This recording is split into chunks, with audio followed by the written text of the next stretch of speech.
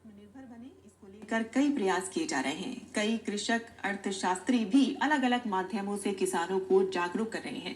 इसी विषय पर आगामी 3 दिन कृषि अर्थशास्त्री और लेखक डॉक्टर पराशराम जकप्पा पाटिल से हमारे संवाददाता संतोष चौधरी की बातचीत के संपादित अंश प्रसारित किए जाएंगे। देखते हैं इसी श्रृंखला की पहली कड़ी।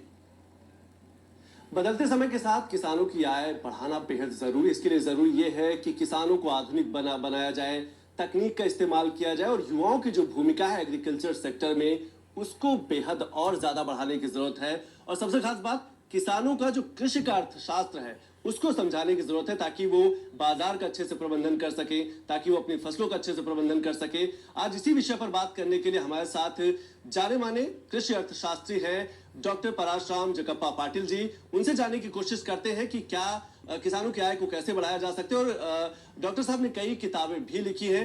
डॉक्टर साहब, बहुत बहुत स्वागत है हमसे बात करने के लिए। सर, सबसे पहले मैं आपसे यही समझना चाहूंगा कि क्या आपको लगता है कि देश के किसानों को जो कृषि का अर्थशास्त्र है उसको समझाने की जरूरत है ताकि वो अपनी आमदनी बढ़ा सके? कस्टमर 1 रुपए जो देता है, जो फाइनल प्राइस पे करता है, उसमें से कितना किसान को जाता है, इसका बहुत कम नॉलेज किसान को है।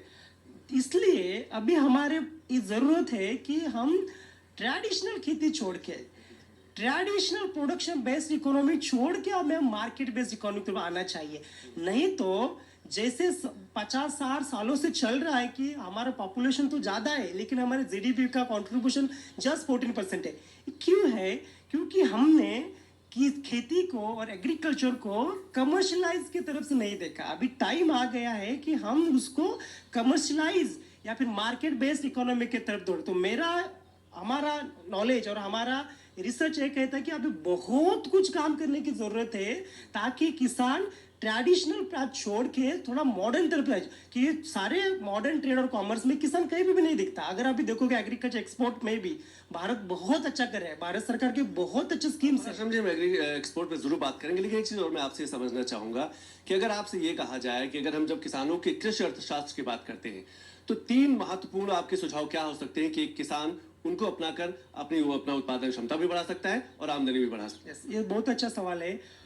अगर हम 3 बातों के ऊपर ध्यान देना चाहते हैं तो फर्स्ट बात हमें ये देखनी पड़ेगी कि जो हम कर रहे हैं क्या वो मार्केट की डिमांड पे ऊपर है, कि जो कुछ हम उगा रहे हैं क्या वो मार्केट चाहता है। सेकंड हमें देखना है कि अगर मार्केट भी चाहता भी, अगर क्या वो ग्लोबली कॉम्पिटिटिव है। अगर वो ग्लोबली कॉम्पिटिटिव नहीं है तो फिर भी हमें उसका बेनिफिट नहीं है। और थर्ड, जो चाहते जो कुछ हम उगा रहे हैं क्या हम उसका कन्वर्ट करते हैं बिजनेस में, कमर्शियलाइज अपने आप स्टार्टअप में कर सकते हैं, या जैसे कि फूड प्रोसेसिंग है, वैल्यू एडिशन है। ये 3 चीजें अगर हम ध्यान रखेंगे तो नॉट ओनली किसान की जो अगली पीढ़ी है, जो पढ़े लिखे बच्चे हैं, जो जिन्होंने दुनिया घूमी है, जिन्होंने education, they will take interest, यानी बहुत सारे एग्रीकल्चर स्टार्टअप खुलेंगे। तो ये 3 चीजें अगर हम ध्यान में रखते हैं तो मुझे आशा है कि किसान का आय जो है ना वो बहुत ज्यादा बढ़ने की आसार है, संभावना है। आपने यूथ की बात की, युवाओं की बात की। एक चीज और आप ये बताइए, क्या एग्री स्टार्टअप को बढ़ावा देने की और ज्यादा जरूरत है? क्योंकि युवाओं की भूमिका अभी भी बेहद कम है एग्रीकल्चर सेक्टर में। युवा नौकरी करना चाहता है, प्राइवेट कंपनियों में काम करना चाहता है, लेकिन वो अपने घर की खेती को आगे बढ़ाना नहीं चाहता। इसके पीछे की वजह क्या देखते हैं और कैसे बढ़ाया जा सकता है? बहुत अच्छा सवाल है, मैं आपको धन्यवाद देता हूँ। क्यों कि आप किसी भी इकोनॉमिक का ढांचा देखिए, जो सारे डेवलप कंट्रीज है, यूरोपियन से देखिए, अमेरिका, कोई भी डेवलप कंट्री देखिए, वहाँ पे डेवलप कंट्रीज क्यों है? क्योंकि वहाँ पे एक इकोसिस्टम स्टार्टअप का डेवलप हुआ है। उन लोगों ने नए नए चीजों को डेवलप किया जिसका कमर्शियल आगे जाके हो सके। लेकिन अब जब खेती देखते हो, एग्रीकल्चर देखते हो, हम देखते हैं कि agriculture is an problem, but no, agriculture is not an problem, agriculture is an solution. इस सेक्टर में इतना बहुत ज्यादा देने को है कि देखिए कि यहाँ पे ऑलमोस्ट सभी तरह के क्रॉप उगते हैं, ऑलमोस्ट सभी तरह के यहाँ पे मौसम से, और 24/7 यहाँ पे क्रॉप हो सकते हैं।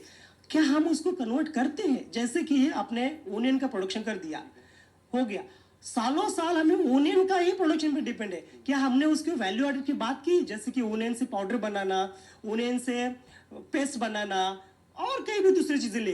तो हमें जरूरत है इस तरह के स्टार्टअप लाने की, क्योंकि अभी जो नई पीढ़ी है किसानों की, वो चाहते हैं वो तो खेती में रहना चाहते हैं, लेकिन they don't want to do traditional farming. वो जैसे हजारों साल से खेती आए वो रेस नहीं कर, वो चाहते हैं कि उससे कुछ बिजनेस डेवलप हो, वो चाहते हैं कि उससे कुछ स्टार्टअप डेवलप हो, जैसे कि एग्रीकल्चर स्टार्टअप। अभी भारत सरकार एक बहुत अच्छी स्कीम लेके आए जिसको RQI रफ्तार बोलते हैं, जो किसान खेती में जो नए नए टेक्निक्स है, खेती में जो है जो नए नए स्टार्टअप्स को बढ़ावा देने के लिए स्कीम्स है। तो इस तरह का जब इकोसिस्टम स्टार्टअप बढ़ेगा तो भारत का आय भी दुगना होगी और एक नया तरह का इकोसिस्टम, जो बच्चे यहाँ पे गांव छोड़ के खेत शहरों में जाते वो कम हो जाएगा, माइग्रेशन स्टॉप हो जाएगा और किसान की आय डेफिनेटली बढ़ेगी।